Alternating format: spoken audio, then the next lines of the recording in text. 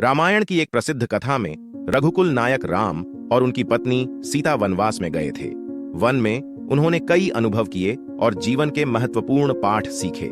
लेकिन उनमें से एक महत्वपूर्ण कहानी उस समय की है जब राम ने एक वृद्ध व्यक्ति को देखा जो एक छोटे से तालाब के किनारे बैठा था।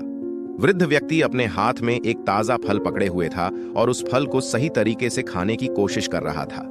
राम ने उसकी ओर देखा और पूछा, हे वृद्ध, आप इस उम्र में इस फल को खाने की विधि क्यों सीख रहे हैं? वृद्ध व्यक्ति ने मुस्कुराते हुए उत्तर दिया, प्रिय राम, जीवन का हर दिन एक नया अवसर है।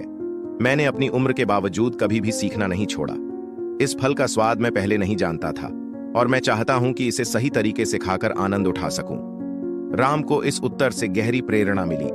उन्होंने समझा कि ज्ञान की कोई सीमा नहीं होती और सीखने का आनंद हर उम्र में प्राप्त किया जा सकता है। इस घटना ने राम को यह सिखाया कि जीवन में ज्ञान की खोज निरंतर चलती रहनी चाहिए।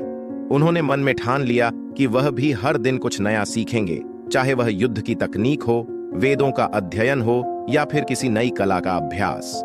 इस प्रकार राम के जीवन में यह ज्ञान उनके जीवन का एक अनिवार्य हिस्सा बन गया।